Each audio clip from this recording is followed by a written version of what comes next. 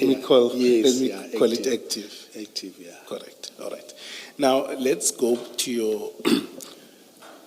your capacity at the time.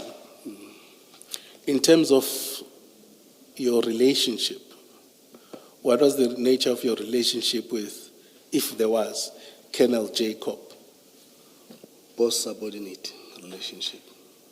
So there was no social relationship with him? No social relationship. Okay. And Warrant Officer Mpangase? Just a colleague. And had you made operations with him, conducted operations with both of them or either? Kenneth Jacob, I had conducted operations with. How many, just in average?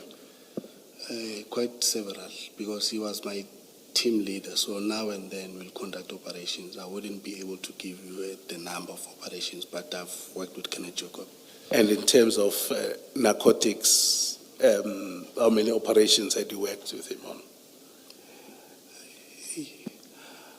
I wouldn't be sure, but I know that we've executed some search warrants at the premises in Phoenix. Where you dealt with seizures, drug seizures? Not seizure, not drug seizure. We executed a search warrant where we went to. No, I'm just focusing on drug seizures, just to time. No. This was my first drug seizure. Okay. Can you just clarify when you talk about warrants, was it at a house or at a warehouse? At the house, at the premises. At a residence? At the residence house, at the premises, yeah. And to be fair to you, so you would say that you had not been, or maybe rephrasing your answer, you had not been involved in any of drug seizures. This was your first? It was my first time even entering the depot. All right. And then at paragraph 6 of your statement, which is? You say it was your first time entering a depot. The question you were asked is, was this your first drug seizure? Yes, it was the first drug seizure, Chair. Thank you. And what's the most significant or largest crime scene you had ever been involved in? Crime scene. What's the most significant or largest that you had ever been involved in before the CHC depot seizure? I used to work at serious and violent crime. So I've been exposed to murder crime scenes, cash in transit. I've been to cash in transit before. Okay, all right. Yes, yeah. Yes, Mrs. Kakan. Thank you. Earlier on, you went, I think there was some issue with Commissioner Baloyi about, at the time, that's in June 2021, I'd like us to focus on June 2021. One is, you say you had not been involved in drugs or anything like that. In the past. Okay. So at the time, equally, were you aware of what was applicable in terms of the law, the national instructions in relation to drug seizures? I would take that would not be the case. No. And specifically to the harbour, no. Say no. So, but generally, you were aware of the national instruction at the time? Yes, I was aware. Okay.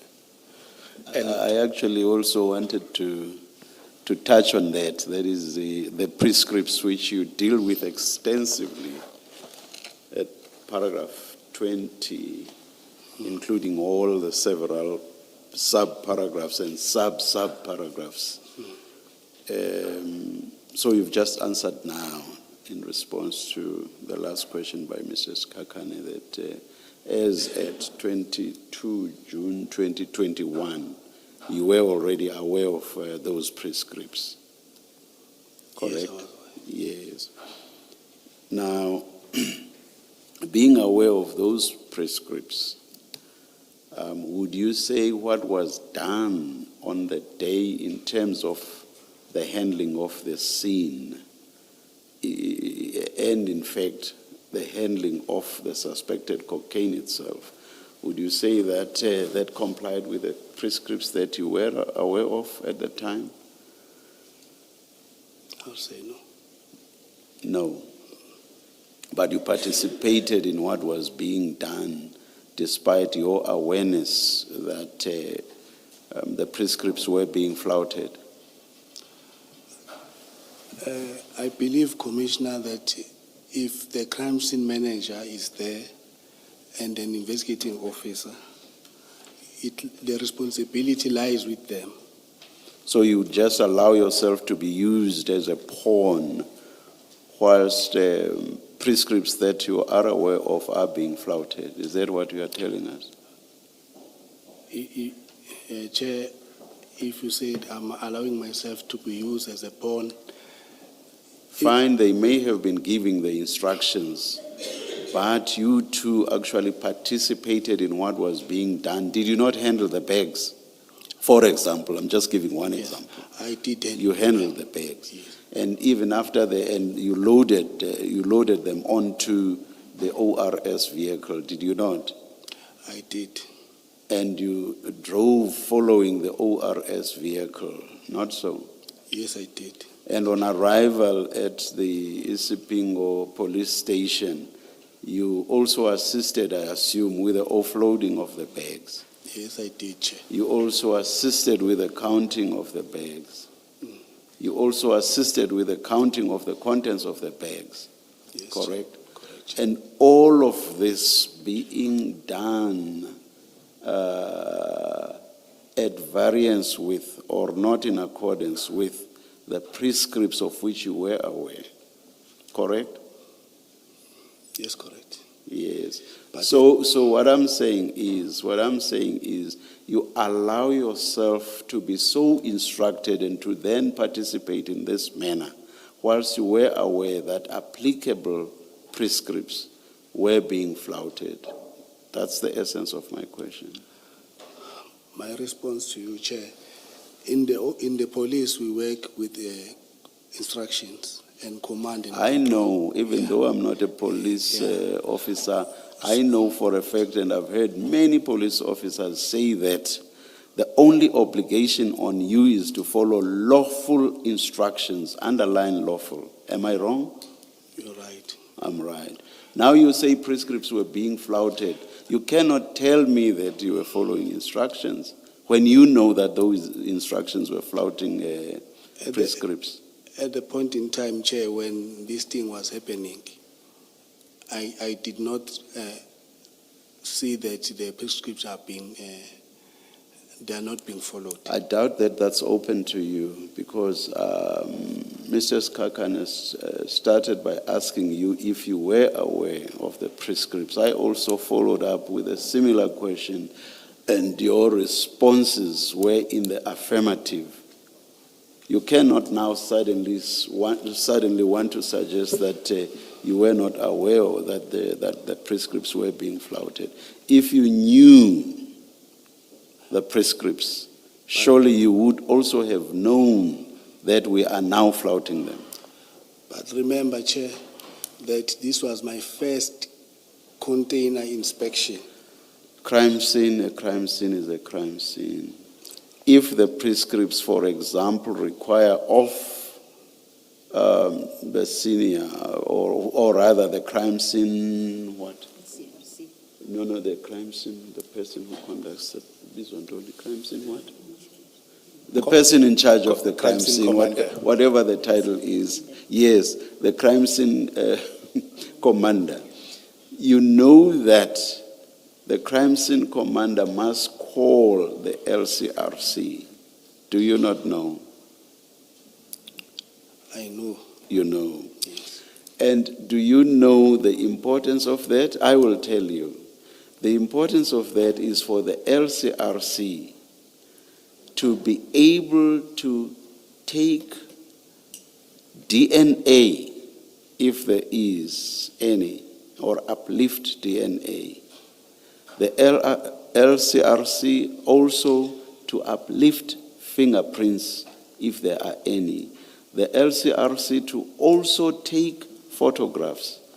They do all of these in accordance with the expertise they have, which is not necessarily expertise that is available throughout SAPS.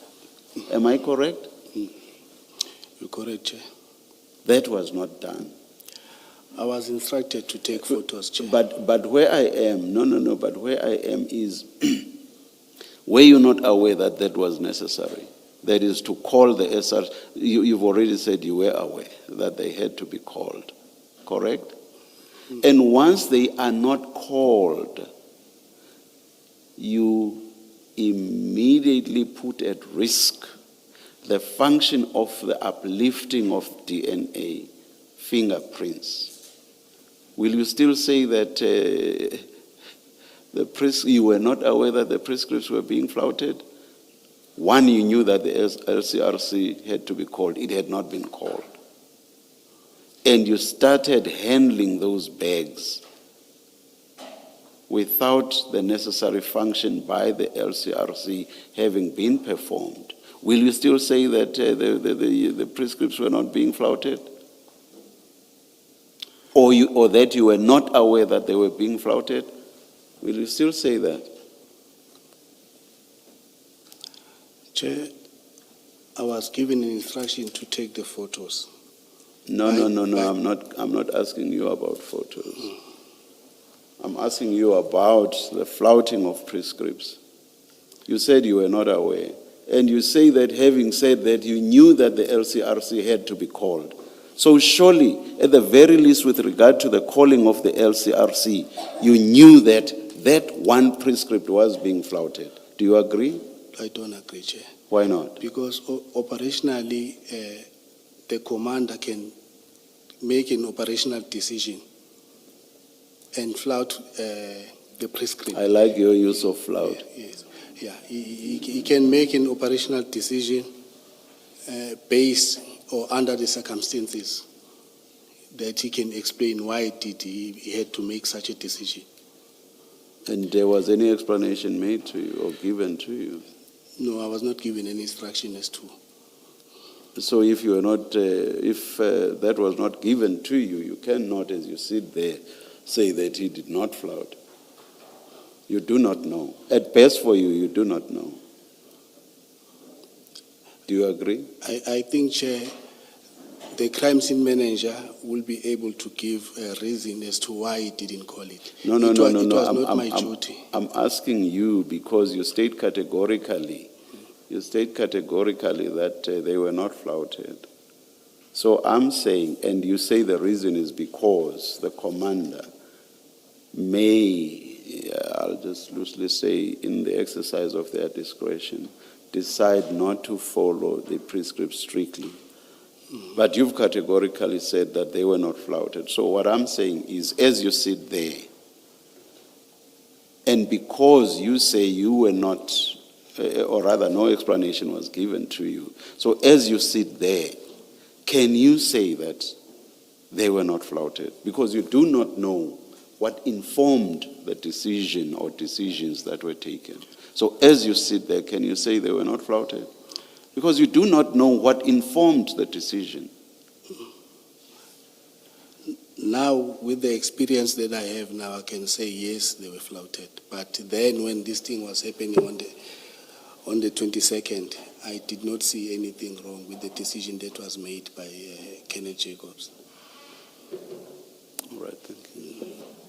think you saw nothing wrong with handling those bags and moving them from the container into the motor vehicles and doing the same from the container, from the depot, and doing the same thing at Isipingo. Are you saying you saw nothing wrong in the handling, or that you individuals are holding these exhibits or these bags and therefore corrupting whatever DNA and fingerprint material would have been on the bags? You say you saw nothing wrong with that? I think, Chair, what is most important is firstly the safety of the exhibit. No, I'm not asking you about the safety of the exhibits. I'm asking you on the back of an answer you've given to the chairperson. I'm asking you, that, am I understanding you correct, and do you want to repeat that answer as your position, that you saw nothing wrong being done in you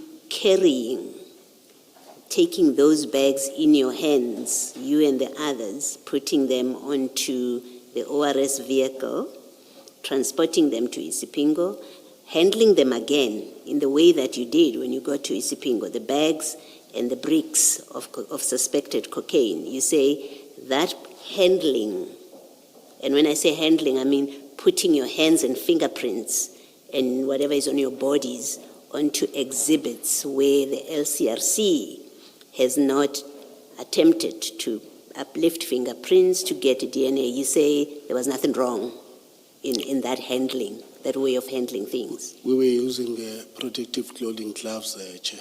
Okay. So you're saying you did not corrupt DNA, you did not corrupt fingerprints in your handling of these?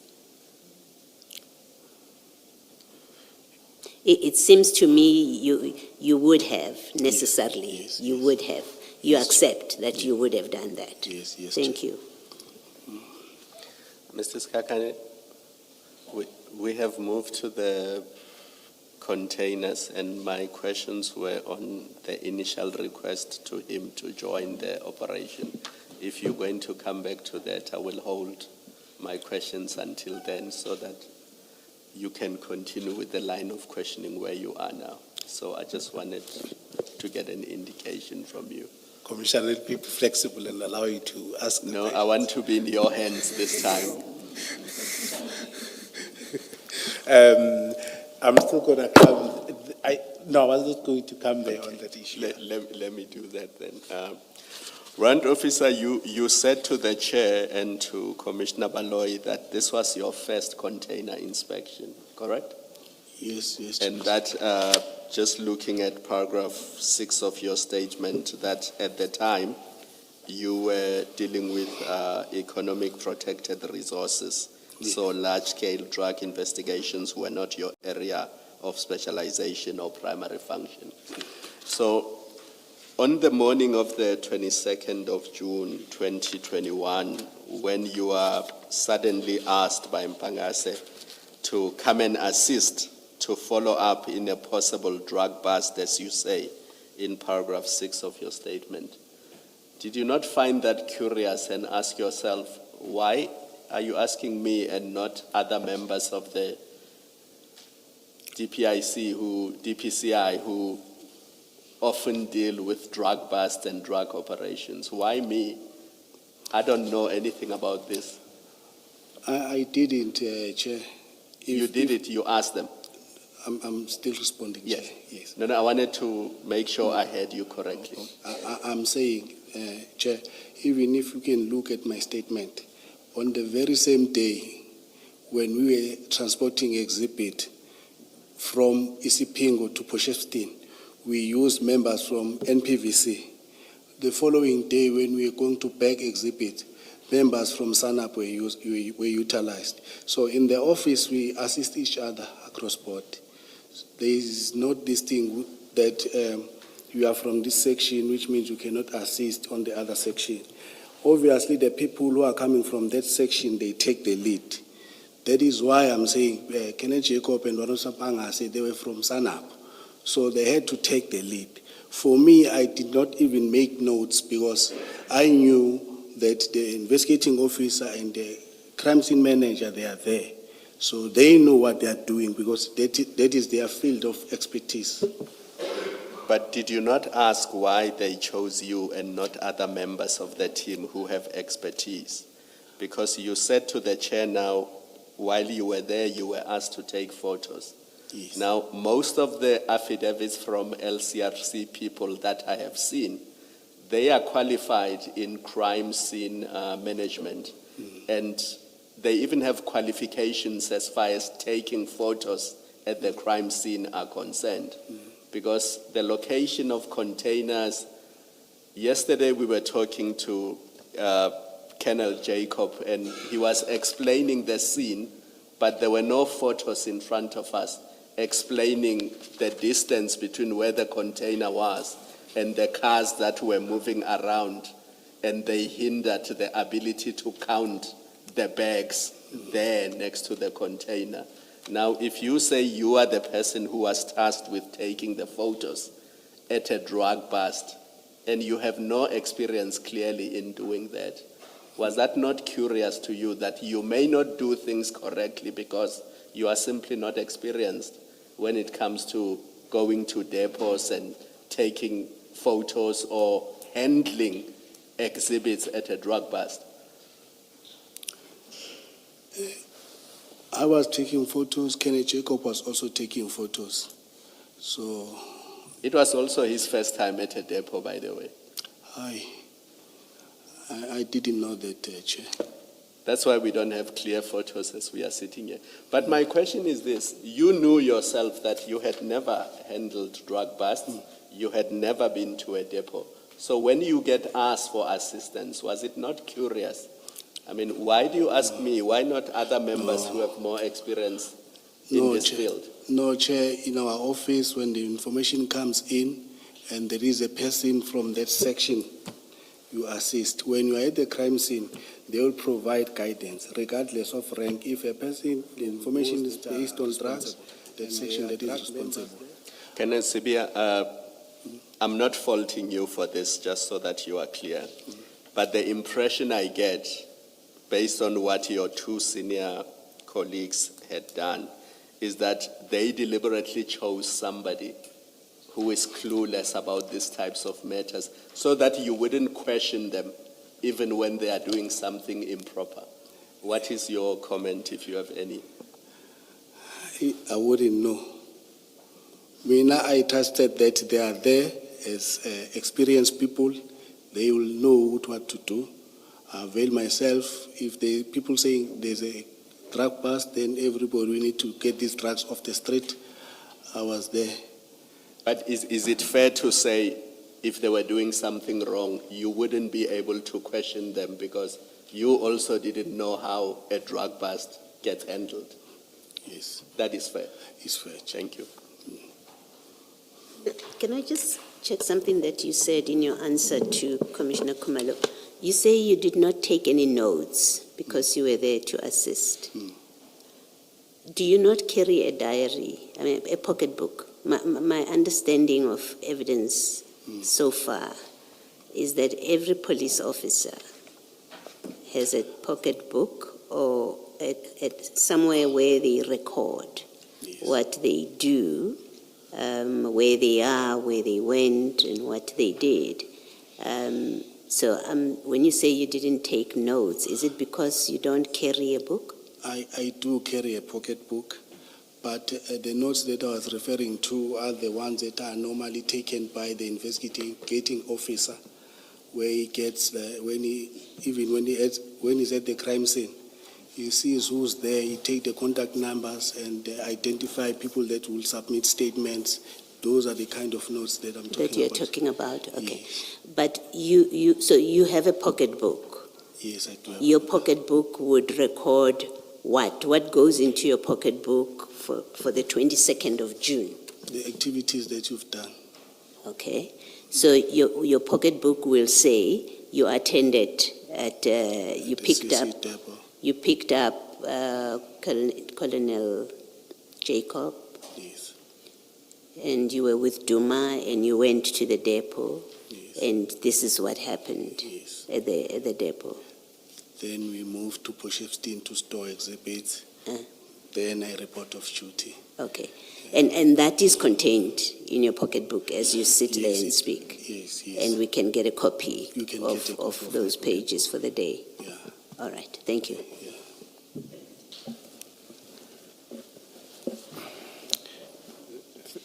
Thank you. I think Commissioner Khumalo took the point I was trying to raise.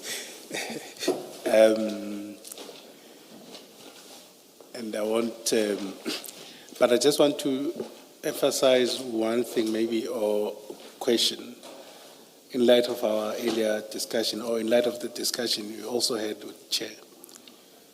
What seems to be the case, or what seems, or the picture that comes out, is that you didn't know, or the prescripts at the time, how things are functioning, so you wouldn't know a lot of things that would have to be complied with at the drug bust seizures. You wouldn't know anything about sampling equally. Yes. And you wouldn't know anything about valuing destructions and the types of, or the grades of the exhibits. So that wouldn't be, and with that in mind and with hindsight, and literally it's following what Commissioner Khumalo is pointing out,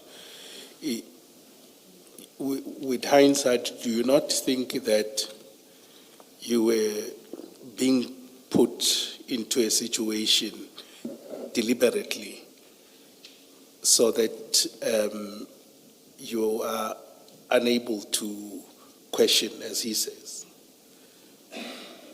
Colonel Jacobs, that is not only on the 22nd, but that's also the 23rd, the 24th, and they also let you handle the samples, and then on the 1st.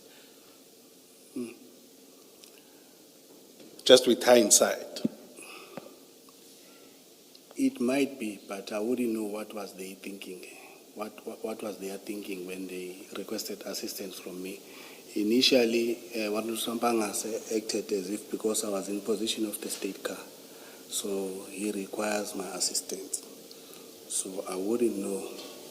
Now I'm saying, would you, analyzing what is the picture that wouldn't you find that probable that that's what happened? It's possible. They put you in a situation you couldn't It's possible. think.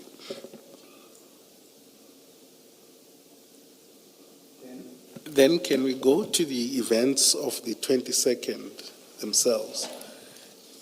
Do you sit in the same building or office with Warrant Officer Mpangase? Yes. Okay. And then he then requests you to assist. What does he say is the nature of the assistance? He said he has received information about a drug bust and he has spoken to Kenneth Jacob. Kenneth Jacob said he must come and request assistance from me. Perhaps what I want to understand, is it a matter of manpower or what is it? Because we have to distinguish between an official assistance and just